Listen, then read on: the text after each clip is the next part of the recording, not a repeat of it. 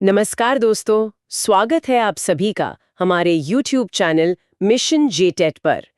यहाँ हम Jharkhand teacher eligibility test यानी जेटेट 2026 की तैयारी को आसान और इफेक्टिव बनाते हैं। तो आज हम CDP की जो त्रिमूर्ति है ना, यानी पियाजे, वाइगॉत्स्की और कोलबर्ग, उन पर एक बहुत गहरी चर्चा करने वाले हैं। ये तीनों मिलकर अकेले एग्जाम में पूरे 15 मार्क्स कवर करते हैं। हाँ बिल्कुल। और आज हमारा लक्ष्य सिर्फ इन थ्योरीज को रटना नहीं है। हम इनके पीछे का जो क्यों और कैसे है ना, उसको ध्यान से समझेंगे। हम उन टैग वर्ड्स का गहराई से विश्लेषण करेंगे जो एग्जाम में आपको सीधा सही जवाब तक ले जाते हैं। सही कहा। तो शुरुआत करते हैं पियाजे से। उन्होंने बच्चे को एक नन्हा वैज्ञानिक बोला था, पर एग्जाम में एक वर्ड बहुत आता है, रेडिकल कंस्ट्रक्टिविस्ट, यानी मौलिक संरचनावादी। ये विचार उस वक्त इतना रेडिकल क्यों माना गया था?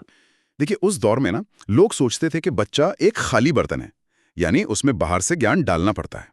पर पियाजे का दृष्टिकोण रेडिकल इसलिए था क्योंकि उन्होंने दबाव डाल के बोला कि बच्चा खुद चीजों के साथ प्रयोग करके अपने दिमाग की संरचना बनाता है। अच्छा, मतलब वो खुद दुनिया को समझता है। बिल्कुल। उनके अनुसार विकास यानी डेवलपमेंट पहले होता है और सीखना उसके बाद। दिमाग का हार्डवेयर उम्र के साथ डेवलप होगा, तभी तो नया सॉफ्टवेयर इंस्टॉल होगा ना। ओह वाह, हार्डवेयर और सॉफ्टवेयर। इसको एक एनालॉजी से देखते हैं। जैसे एक बच्चे ने पहली बार सफेद कुत्ता देखा, फिर उसने सफेद बिल्ली को देखा और उसको भी कुत्ता बोल दिया। ये तो एसिमिलेशन या आत्मसातकरण हो गया, राइट? हाँ एकदम सही। पुरानी जानकारी का सक्सेसफुली इस्तेमाल करना। लेकिन जब वो बिल्ली अचानक म्याऊ करती है, तब बच्चे के दिमाग में जो कंफ्यूजन होती है, उसका क्या?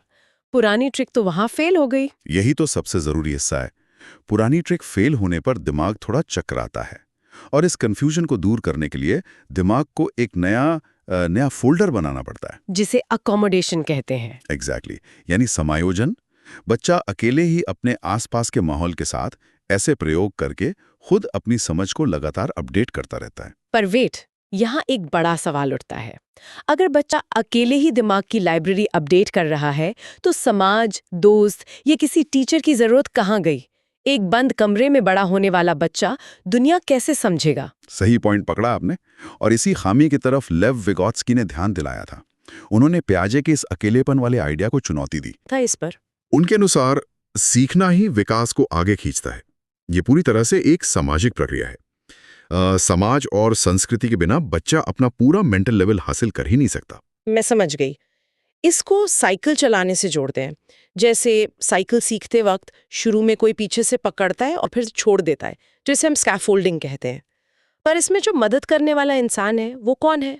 उस मददगार को वाइगॉट्स्की ने MKO कहा है, यानी मोर नॉलेजेबल अदर। ये कोई टीचर हो सकता है या बड़ा भाई जो आपको हिंट देकर आपके करंट लेवल और गोल के बीच का गैप पार करवाता है। राइट। उस गैप को जोन ऑफ प्रॉक्सिमल डेवलपमेंट या ZPD बोलते हैं। और भाषा पर भी तो इन दोनों का बड़ा टकराव था ना। पियाजे मानते थे कि बच्चा जो खुद से बात करता है, वो बेकार की ईगोसेंट्रिक स्पीच है। हाँ, जबकि वाइगॉट्स्की ने इस प्राइवेट स्पीच को सीखने का सबसे बड़ा हथियार बताया।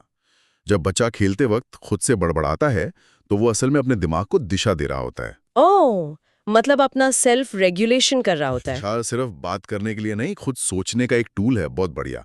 अब बच्चे ने अकेले और समाज से सीख लिया, पर क्या सही है और क्या गलत, इसका नैतिक फैसला कैसे होगा? यहाँ आते हैं लॉरेंस कोलबर्ग।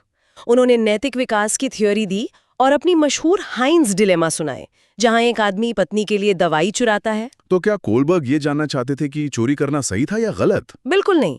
उनको हाँ या ना से मतलब ही नहीं था। वो देखना चाहते थे कि उस फैसले के पीछे का नैतिक तर्क या मॉरल रीजनिंग क्या है। उन्होंने इसके 3 लेवल्स बताए। प्री कन्वेंशनल, कन्वेंशनल और पोस्ट कन्वेंशनल, है ना? इनका मेन लॉजिक क्या है? जी। प्री कन्वेंशनल में सजा से बचने या इनाम पाने के लिए फैसले होते हैं। कन्वेंशनल में समाज के नियम और लोग क्या कहेंगे, ये सबसे ऊपर होता है। और आखिरी पोस्ट कन्वेंशनल में इंसान समाज के नियमों से ऊपर उठकर खुद के नैतिक सिद्धांतों पर चलता है। वेट, एक सवाल है मेरा। दुनिया में इतने अलग अलग लोग हैं, क्या कोलबर्ग की ये थ्योरी सभी पर एक समान लागू होती है या इसमें कोई कमी थी? बहुत अच्छा सवाल है। कैरल गिलिगन, जो उनकी अपनी स्टूडेंट थी, उन्होंने इसकी आलोचना की थी। उन्होंने पॉइंट आउट किया कि कोलबर्ग की थ्योरी में जेंडर बायस है। जेंडर बायस, वो कैसे? देखिए, कोलबर्ग ने सिर्फ लड़कों पर रिसर्च की थी और लड़के अक्सर न्याय या जस्टिस के नजरिए से सोचते हैं, जबकि लड़कियां देखभाल या केयर और रिश्तों के नजरिए से फैसले लेती हैं। दोनों तरीके अपनी जगह नैतिक हैं। अब समझ आ गया। चलिए सारी जानकारी का एक सार निकालते हैं। पियाजे के लिए उम्र और अकेला वैज्ञानिक होना, वाइगोत्स्की के लिए समाज और भाषा, और कोल्डबर्ग के लिए नैतिक तर्क सबसे जरूरी है। बिल्कुल सही सार निकाला आपने। और आखिरी में एक नया विचार छोड़ता हूं। सोचिए, आज के डिजिटल युग में जहां बच्चे अकेले स्क्रीन से सीख रहे हैं, वहां वाइगोत्स्की का समाज कितना बदल गया है। क्या एक एआई, आर्टिफिशियल इंटेलिजेंस, भी बच्चे के लिए एमकेओ या मोर नॉलेजेबल अदर बन सकता है?